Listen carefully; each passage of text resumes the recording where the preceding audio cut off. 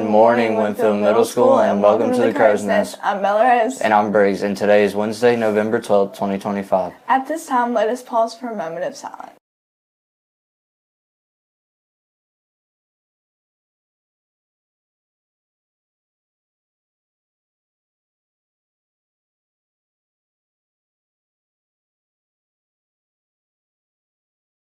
Please stand for the Pledge of Allegiance. Attention, salute, pledge. I pledge allegiance to the flag of the United States of America and to the republic for which it stands, one nation, under God, indivisible, with liberty and justice for all.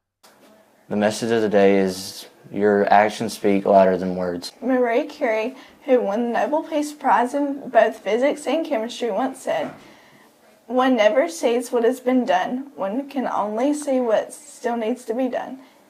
In the news today, escaped horses wrangled in Colorado after evading capture for a day. For lunch today, our menu will be chicken nuggets and cheesy pulled pork, or you can choose a PB&J grab and go. The Crow's Nest would like to wish a very happy belated birthday yesterday to Keyshawn Hendricks, Kaven Hawkins, Allison Grace Johnson, and Graceland Taylor, and a happy birthday today to Elise Gillian and Rural Coward and Sophia Sky. Enjoy your special day. That's the view from the Crow's Nest. Have a wonderful Wednesday.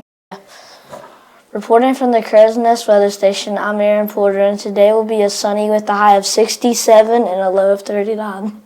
It is Get Outdoors Week. What is your favorite activity to do outdoors? I like to play basketball with my brother. Thank you. It is National Get Outdoors Week. What is your favorite activity to do outdoors? To go fishing. Thank you. It is National Get Outdoors Week. What is your favorite activity to do outdoors? Play with my babies or go to the beach. Thank you. It is Get Outdoors Week. What is your favorite thing or to do outside? I think I'm fishing. Thank you. It is Get Outdoors Week. What is your favorite activity to do outdoors? Practice volleyball. Thank you. Okay, there's a good reason for me to look like this. And it all starts in a lab at the University of Utah. Amy McDonald is a postdoctoral researcher studying how the brain reacts to nature and the cognitive benefits you can get from being outside. To give us some insight into her findings, she's taking us to a place we've never ventured to in this show before. My brain. My apologies in advance. So you study the effect of nature on the brain, and you do that from this super uninspiring white box of an office and a lab. Yep, that is the irony of cognitive neuroscience. We're gonna do the whole setup in here so that we can make sure we're getting a good signal and then send you out on your walk and have you come back and record brain activity again. Okay, this is my before scan.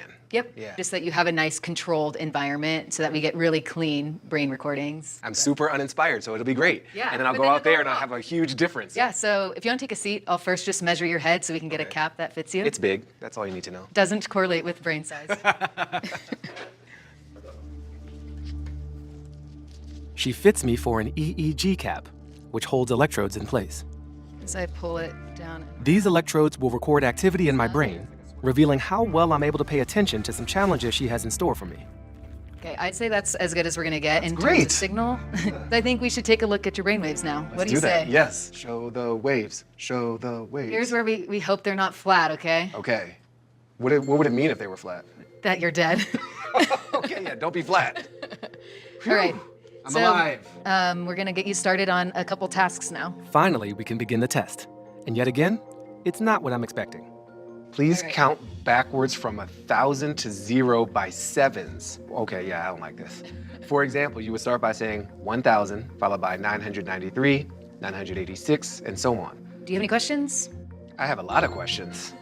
Why are you making me do that? It's for the sake of science. Oh, for science. That's always a good excuse.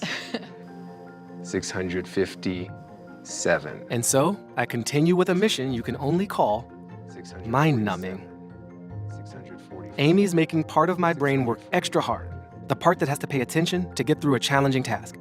Just like your brain has to do if you're driving in heavy traffic or dealing with too much screen time. You know, modern life. All right, good job. You can stop now. Wow, that was horrible. Are you ready to get out of this lab? I am so ready to get out of this lab. Awesome. Are you sure you're not doing another experiment where you just wire people up and send them off into the park? And see how self-conscious they are?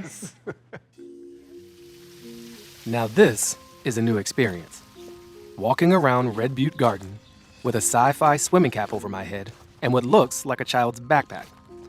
Thank God I have this sign on my back, because I know whoever sees me is gonna have some questions. But in the name of science, I relax. The pastoral settings take over.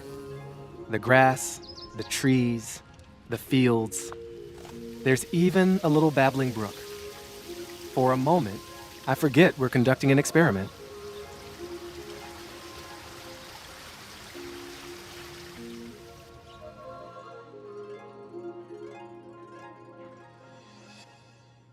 But before I know it, it's back to the beige lab to complete the after portion of this test. Thankfully, this time, I don't have to do any math. And boom, I've contributed to the study of neuroscience and the outdoors. I'm just gonna peel this off your head. It's a little gross feeling, but sweet relief underneath. Yeah. How's that feel? Oh, my brain can breathe again. Right? It's nice. But still, I've got a few questions about her work. What was the point of having me count backwards from 1,000? Was that Yeah. just for fun for you, or was there a scientific Yeah, purpose just to that? pure evil. Constantly running from one thing to the next, answering emails, text messages. Yeah. It's thought that that's very depleting for your cognition. I can guarantee you it's depleting for my cognition. Yeah, and so that was our way of in the lab depleting you, so that you go into your walk depleted, Okay. so that we can see if you are restored. Being in nature, because there aren't as many attentional demands placed on you at any given moment, that your attention networks are able to really rest and recuperate when you're in Yeah. nature. So I know you don't have time to fully analyze my results, but you've done this with a number of other people. What have you learned from your other study subjects? Yeah, so the protocol that you did. Here's what Amy and her colleagues have learned. After having your brain stressed out and tired from all that math, a walk in the garden returns your brain to a calmer state. The important thing is that this restoration is greater after a walk in nature than a similar walk in an urban setting. Yeah, I'm excited by the results of this validating what a lot of humans already feel, and I hope it does go beyond that to policies. Giving people access to trees, real green things, is gonna help us all, be healthier. Amy, I wanna thank you for bringing me into your lab, but most importantly, for releasing me from your lab into this beautiful garden and showing me some of what you're learning formally that a lot of us have felt and known informally about the effect of nature on our bodies and our brains. Thank you. Yeah, of course. Thanks for coming in. I appreciate you letting me put brain cap on you and be my lab rat. Thanks for watching. For more tales from the great outdoors, check out Season 2 of America Outdoors with Baratunde Thurston. You can find us in the PBS video app or your local PBS station. Click the link in the description below to find out more.